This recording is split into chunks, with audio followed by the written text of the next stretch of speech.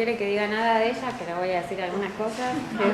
Es doctora en lingüística por la Universidad de Buenos Aires, profesora asociada de neurolingüística y adjunta de psicolingüística 1 y adquisición del lenguaje de la carrera de letras de la Universidad de Buenos Aires. Dirige el proyecto UBASIT, habilidades morfológicas, sintácticas y pragmáticas en la comprensión lectora, evidencia psicolingüística y neurofisiológica, investigadora del Instituto de Lingüística de la UBA y docente responsable de Psicolingüística del Desarrollo y Neuropsicolingüística Cognitiva de la carrera de especialización en Neuropsicología Clínica de la Facultad de Psicología. Tiene muchas publicaciones y, según dijo ella, muchas cosas. Bueno, le damos un aplauso.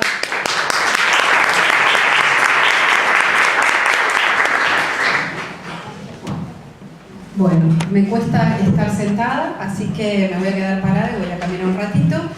Y primero quiero agradecer la invitación a mis colegas que me convocaron y me pone muy contenta poder compartir esta mesa además con estas colegas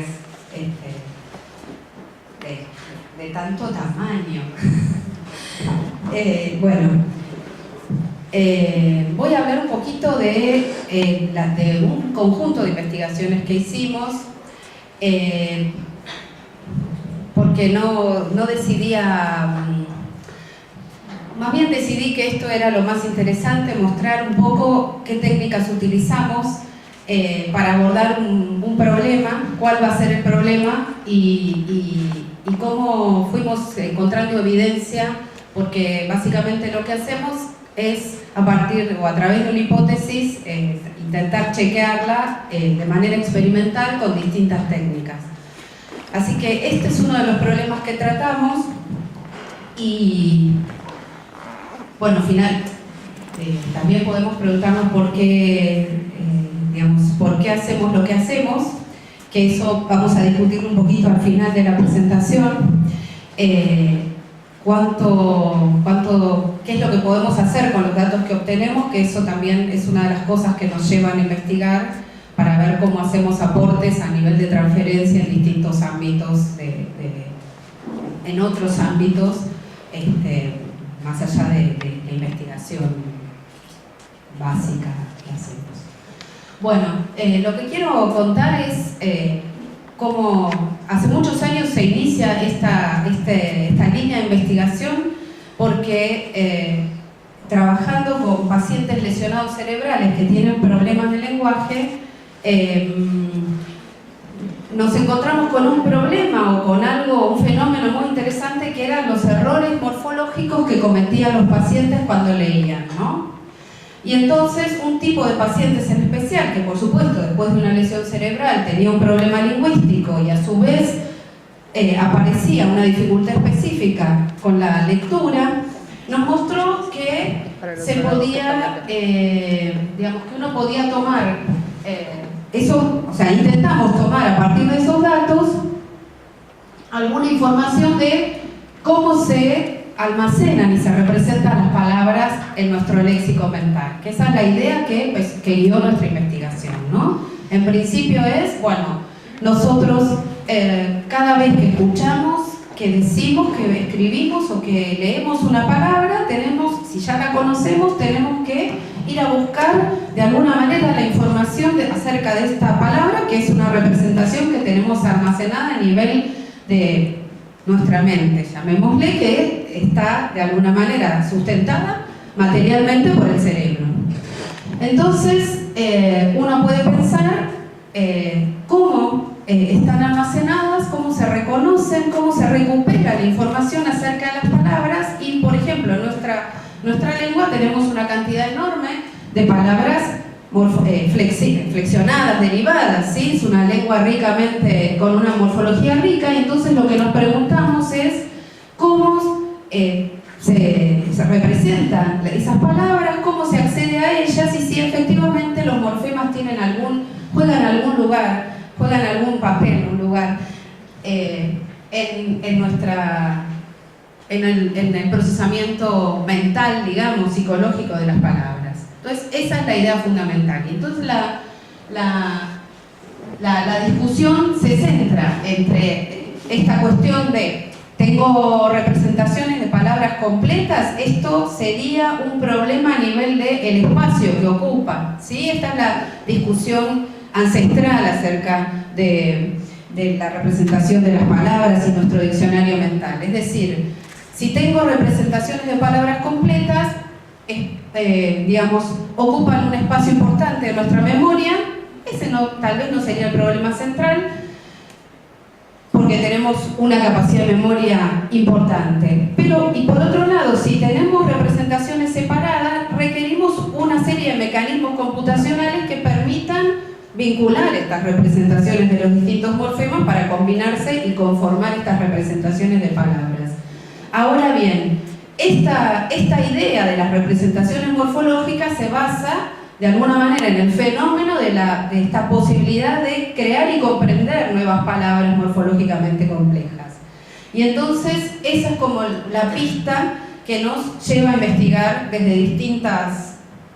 con distintas técnicas y con distintos tipos de experimentos. Bueno, voy a entrar directamente en la cuestión, que es cómo investigamos esta hipótesis de que en realidad lo que tenemos almacenado son morfemas y no son las palabras completas, ¿no? La investigación entonces la tomamos para esta presentación de 3 grupos de población, digamos, de pacientes lesionados cerebrales con problemas en la lectura, de investigaciones en adultos alfabetizados sin problemas, sin lesiones cerebrales, y en niños en proceso de alfabetización. Y el primer paso, esto que les empecé a contar antes, fue que nos encontramos hace muchos años con pacientes que tenían errores morfológicos en la lectura, y entonces esto de alguna manera nos dio la idea de empezar a hacer una serie de pruebas, que ahora vamos a ver,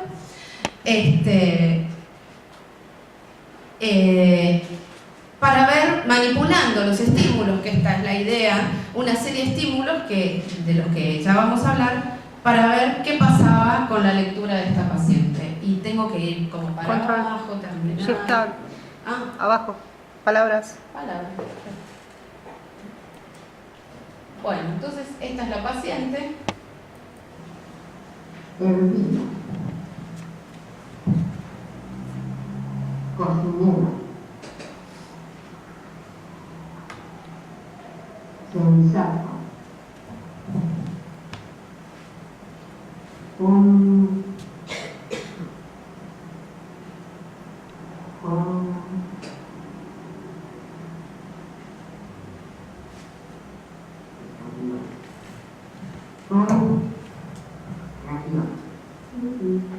Dice con raviol, no puede leer estas pseudopalabras, una cadena de letras que puede pronunciarse.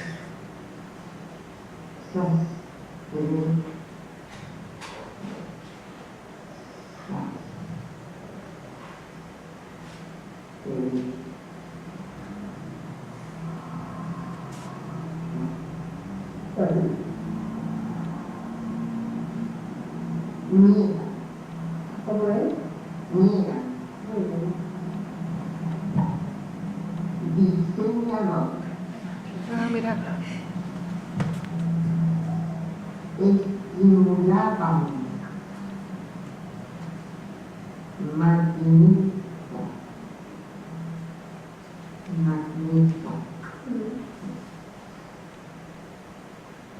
Soberano. La tengo que volver. Bueno. En la izquierda. Ahora poner presentación. Presentación. Ahí abajo. Gracias. Bueno, ¿qué le pasaba a esta paciente? En principio lo que es evidente es que no puede leer,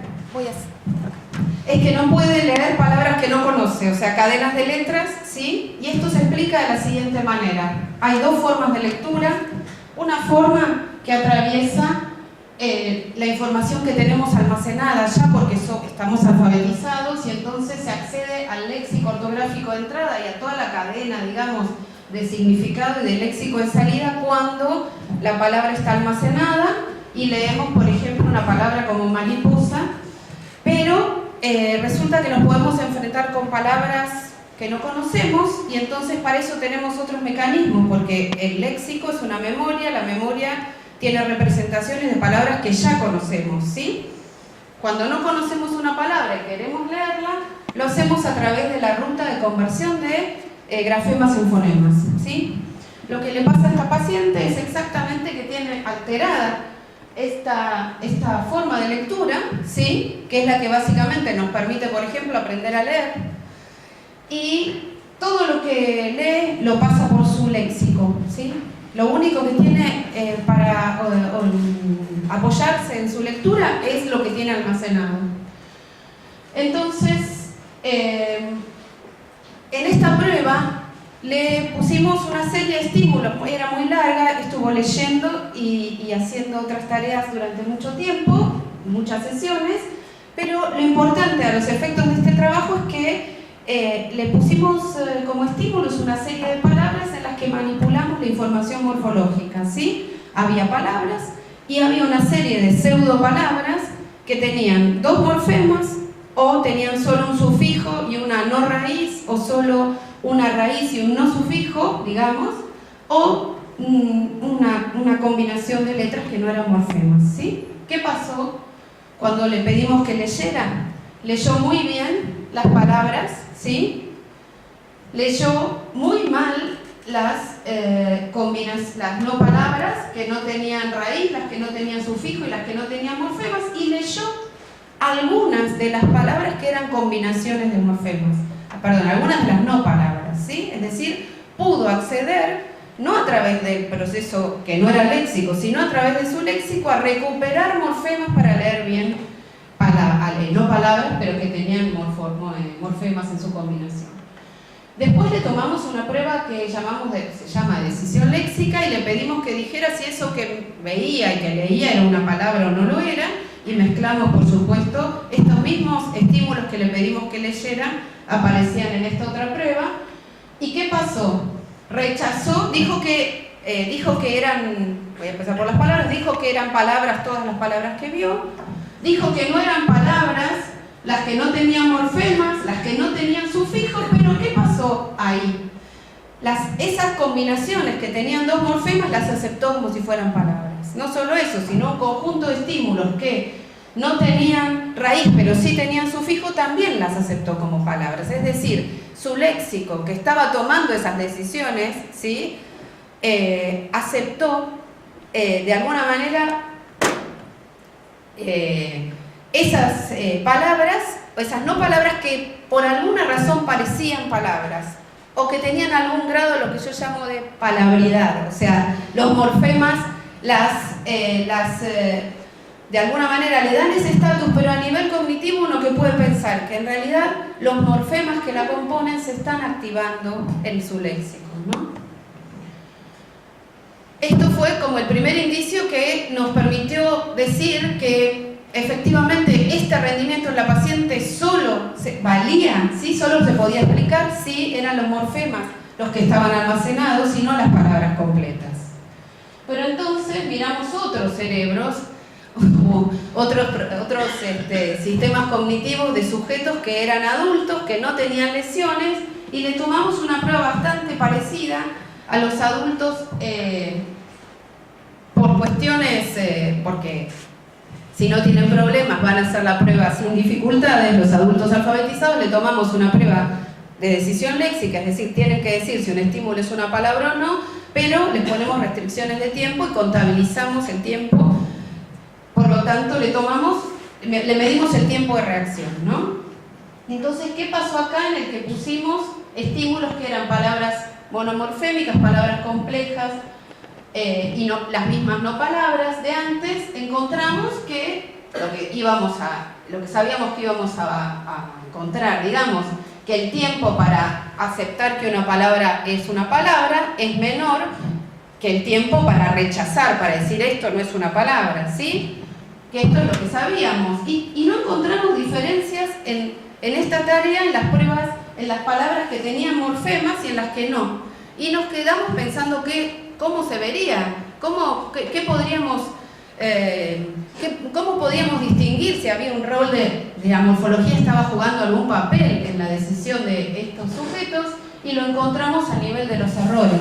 Los sujetos normales obviamente tienen muy pocos errores, pero fue muy interesante ver que la mayor parte de los errores recaían en palabras monomorfémicas, es decir, los sujetos, como cualquiera de nosotros, tenían más dificultades para rechazar, o rechazaban más las palabras que no tenían morfemas porque no las conocían, ¿sí? Entonces no tenían como la posibilidad de utilizar los morfemas para valerse, para ser reconocidas como formas almacenadas.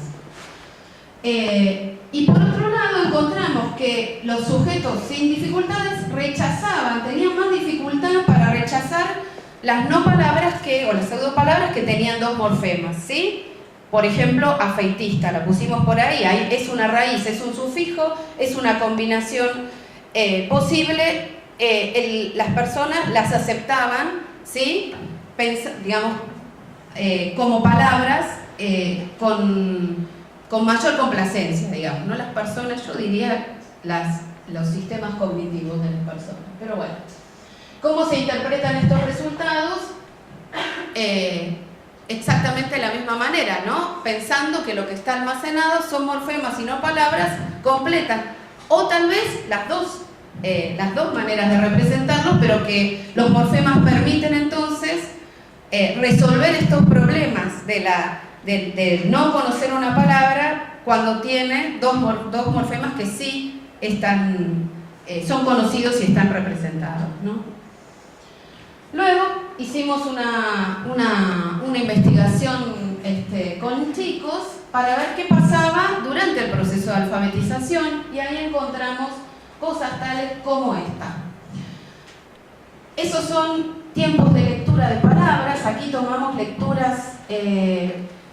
palabras simples y lectura de palabras simples y palabras sufijadas, y lo que vimos claramente es que tanto en segundo como en cuarto como en sexto, las palabras sufijadas tienen ventaja, ¿sí?, en la lectura respecto de las palabras que son simples, ¿sí? Es decir, la morfología beneficia en este caso el tiempo de lectura.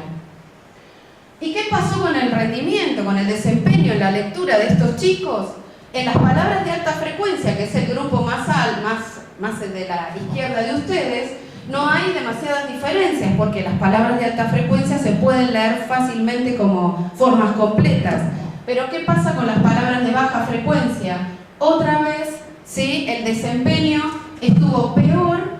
Por supuesto, cuanto más chicos son los chicos, peor el desempeño, pero también ahí hay una ventaja de las palabras sufijadas para la lectura, para el desempeño en la lectura, ¿sí? Las palabras morfológicamente complejas se leían mejor que las palabras que no tenían morfema.